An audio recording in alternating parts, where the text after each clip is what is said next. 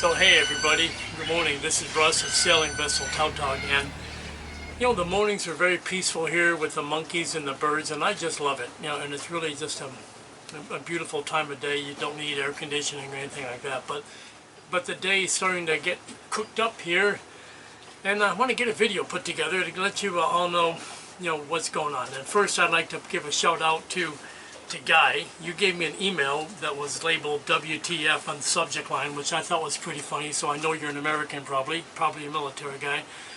And the basic question was, what's up? Why no videos since June? And I kind of apologize for that, but really there was not much to show you. So Guy, you reminded me, Miguel, you did, Shimei, you did, you know, Ricky Bobby, you did too. So I appreciate people checking on me, for one thing, and I'm doing good. No issues. I've got one minor injury, but no health issues or anything like that. And I've been doing stuff on the boat, just all with the engine. So let's get started right into that, okay? Everything is fine, but you know I came to Guatemala. Whoa! You know I came to Guatemala to repair the propeller. I had a bent propeller blade. Two blades, really all three were damaged in some way, and even if they weren't actively bent, they all had signs of cavitation, which could be brazed up and ground out and repaired. So that's why I came here, to get the propeller fixed. And since I was here, I figured I'd just stay through hurricane season anyhow, and since I was staying a few months anyhow, I thought, let's go after some engine troubles. So problem one was down there on the starboard side, which is on the left side of the engine. This is a rear-facing engine. You know, this is the front end of the engine per the tech manual. But over here on the left side of the engine, below this the exhaust manifold, is the fuel injector pump. The fuel injector pump had two problems. Problem one being it was leaking externally, not from the place where I repaired it way back in, I think, August or September of 2020 something, when Hurricane Nicole hit. I was in Faber Cove, and I had a huge leak on the anti-stall fitting. It's going to pause. Airplane, not a lot of civil aviation, but yeah. So back in 2022, we had the Hurricane Nicole, and I was at anchor, and I was about to put a wrench on the anti-stall device. And one of our viewers, in fact, advised me to not do that and to make a JB weld repair. So that's there. And that repair was not what was leaking. So I had a new leak that had developed from the fuel injector pump, and it was puking about 2 drops a second of diesel fuel into the bilge when I was running the engine. And I had thought maybe possibly I had smelled some diesel in my crankcase oil, which could signify an internal leak. I'd read in a report on how to check that, but I really wasn't sure. But I figured, hell, let's just go and get this replaced. We knew there was a shop in Guatemala City, and so John and Shut Up Sheila, you gave me that prompt, and you told me, John, you told me where that shop was, so I appreciate that. So knowing that there was a shop that could rebuild a fuel injector pump, that kicked off engine maintenance, and it's been going on for 2.5 months. Yuck. Well, you're looking at the Perkins 4.108. The front end has got the bronzy thing is a raw water pump. The red pulley is driving the fresh water pump. That was fine. This was fine. But the fuel injector pump is under the exhaust manifold. It's down there. It's hard to see. Very difficult to see. So when you do this repair and you're trying to get at a fuel injector pump, which is under, I'm touching the flange of it right now. The fuel injector pump clearly requires that the expansion tank come out, the exhaust manifold come out, all the piping for the raw water and the fresh water to the heat exchanger has to be removed. And that's about it. And then, but once I got those out, we took out the injector pump and shipped it off to Guatemala City for a rebuild. And that takes about 1.5 weeks. And then old Russ got thinking, well, you know, since we have the pump out anyway, this is the first time in my life, and probably the only time I'm ever going to have an opportunity to see, let alone work on, the starter motor, which is... Okay, yeah, so this is a fuel injector pump mounting area, and this is just a fuel injector line that goes to the pump. But inside here, we stuck a finger in, and it's after we took the injector pump out, and it smelled, and that's the lube oil side. the crankcase side, and it smelled like diesel fuel. It was very, very, very, very thin. so you know it's not lubricating well. So it was good that we got that pump out. That fitting with the no cap on it, that still needs to be addressed. The previous owner had a hose connected to that, like a 1/4-inch fuel hose, and it went to a pressure transmitter, which was fine, but it does add an increased vulnerability. So I bought a new pressure sender and temporarily installed it, but now that I have the fuel injector pump out, I reinstalled it permanently. This is a starter motor, and that's what's coming out next. And you'll see that it's actually looks pretty leaky down there. You got the trail of the dirty oil, so that's probably one of my #1 leak sources. So,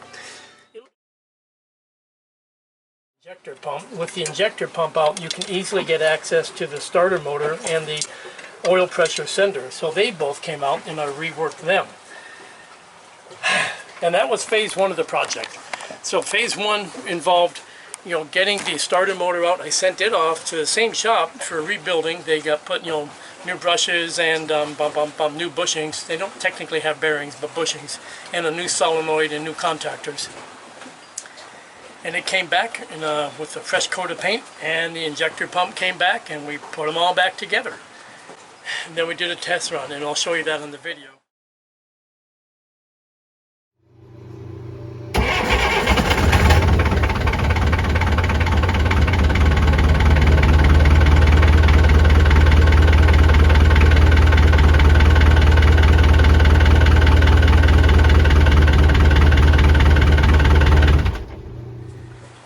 Then we took a week off.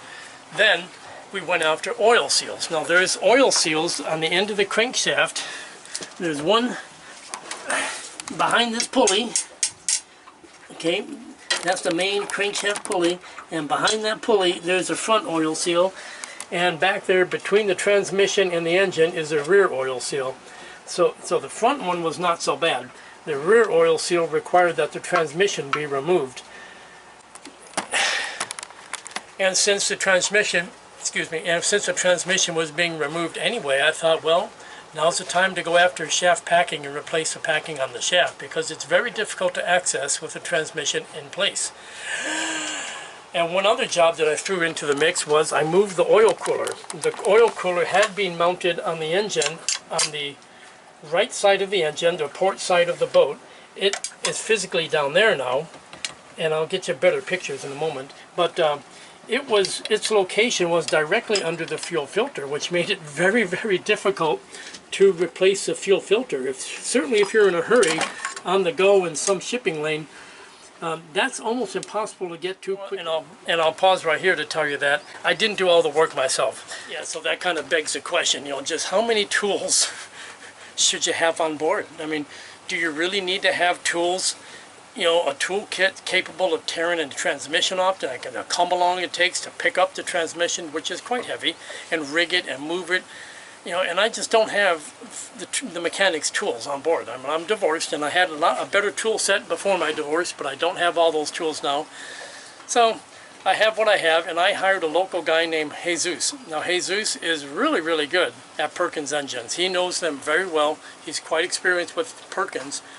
And also John, he's over there in the UK, and he has the same type of engine. So really, this is a pretty good place to go do work on Perkins, because you've got some pretty good expertise available. It's easier to see some of this from the inside of the boat. This is the oil cooler. It cools the transmission oil with this black hose and that one. They go to either end of the cooler. This is engine cooling water that passes through the tube side. The shell side has transmission oil, and these two are engine lubricating oil. This little gearbox is cooled by raw water, which is kind of weird, but that's the way it is. The oil cooler had been mounted down there at those brackets at the end of the yellow pole. So that's hard to see. Yeah, so that's where the bracket was that held the oil cooler, but it extended to was under this little bowl on the fuel filter, which made it very difficult. So now I moved it, trying to keep the elevation exactly the same, and now it's much, much easier to get after the fuel filter. On this side of the engine, you can see the starter pretty clearly, and I'm going to, yeah, So now you can see the blue. I painted the starter motor blue, and behind it, the bronzy looking thing, that's the oil pressure sender, which is borderline impossible to get to. Yeah, the previous owner had rigged up a temporary oil pressure sender unit, which was actually pretty clever how he did it.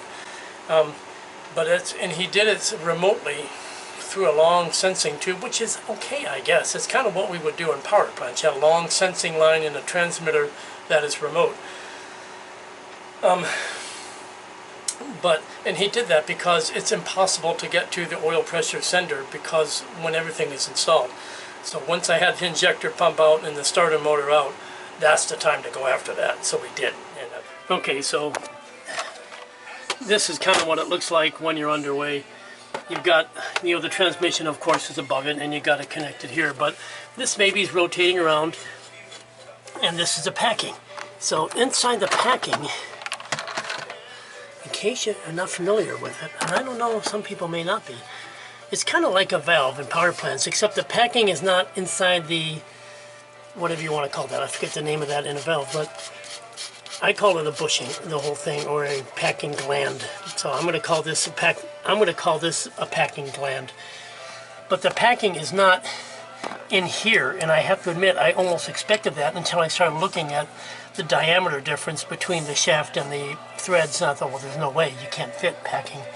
The packing is inside of here. So let's try to turn this around. So the packing is inside. See the white stuff? You see, and I can't really see it without pulling it further away. Okay, but so this white stuff coming out, that is the old packing, and you kind of just dig it out.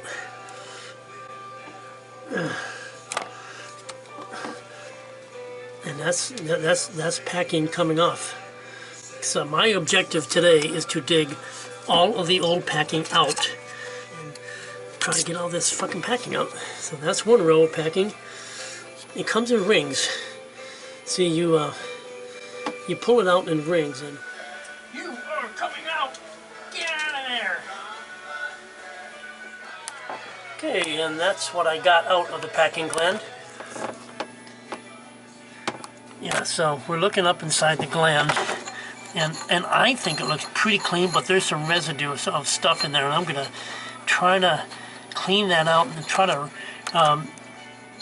make a contrivance to use a vacuum cleaner to suck it up. In the old days, there was a material called oakum, and you can still get oakum, and it's basically the same kind of thing. It's like a fibrous stuff mixed with tar or oily, greasy stuff, and it was used as packing in many original plumbing applications. I know in the central U.S. it was. So my dad might not have known what packing was, but he certainly would have known what oakum was. On the threaded portion here. So this goes on, and you screw that down till the packing's tight, and if you need to tighten it some more, like when I first splashed the boat, I'll have left the jam nut loose, and then if I just need to reach in by hand, I can put a little crank on it to tighten it.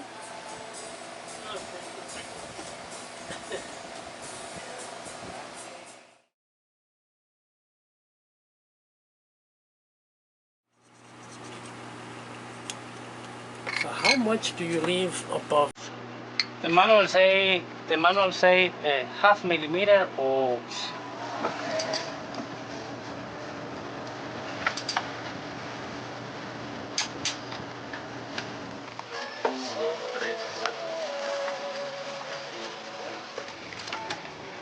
voy bajándolo un poquito poco. Y ahí hay que ir buscando, pero espérame.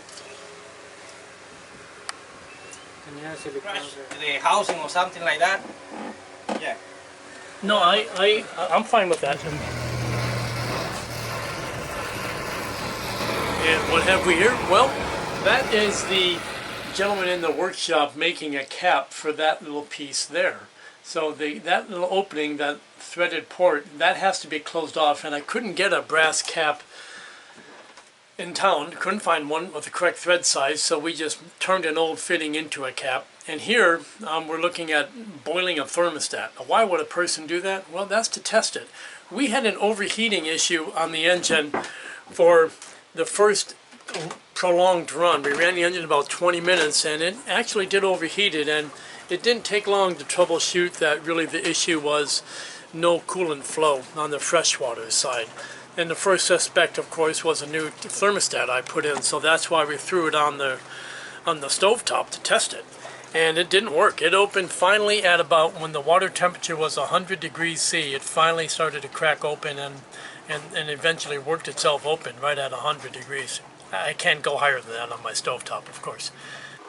But that issue's been resolved, and we rolled into putting on the propeller. I mean, so really it's gone pretty well. It's just a normal propeller install, the main nut, the locking jam nut, and then a cotter pin. Prop speed, you have the blue wipe. You got this red cloth, which is like some kind of etching primer that they call. You stir up the yellow stuff, then you add the hardener, and then you put it on, and then you finally coat it with the clear silicone. So other jobs we've been doing is little miscellaneous things like spray painting, you know, my propane bottles and getting them filled, and retiring a pair of pants. So that's where I'm at, guys. In propane, somebody asked me a question, how long does one last? Well, a propane bottle lasts me about 8 months. One bottle, normal living. Hey guys! So everything is okay, guys. I would say, what would I say? I would say this. I've had a lot of people ask me what's it like working with Jesus, the engine guy. And I think when you come to this part of the world, you need to expect that people are going to take long lunch breaks and that sort of thing. Not workaholics like we are in the U.S. And I don't know that that's a bad thing. You know, when I worked in Abu Dhabi, it took a lot of us time to get used to the way the Emiratis were. A lot of these Emiratis, crazily enough, they value their family time more than they value the work time, you know, and it seems like they're lazy when you first arrive on it if you come from the USA workaholic culture, but I think I'm well past all that now. I mean, I worked in the Marshall Islands and I've worked in Abu Dhabi, and now I'm kind of working / living here, so I got no issues at all. So here it is. It's now early September when I'm filming this bit. The boat is floating, as you can see, and I'm in the water. I'm leaving this marina in about 2 days. I'm going to probably spend a week or so out at anchor, maybe 3 or 4 days, and then I'm going to pull into another marina, which is really just over there. That's called Mar Marine. They have potable water, so I can fill my water tanks there. And I'll just kind of ride out the rest of hurricane season there. At the end of September, I expect to be on the move, guys. And that's the update. So take care, man. I appreciate your comments, everybody, and I really appreciate that you watch, and I apologize for the long delay. Thanks for bearing with me. Appreciate that too. Bye-bye.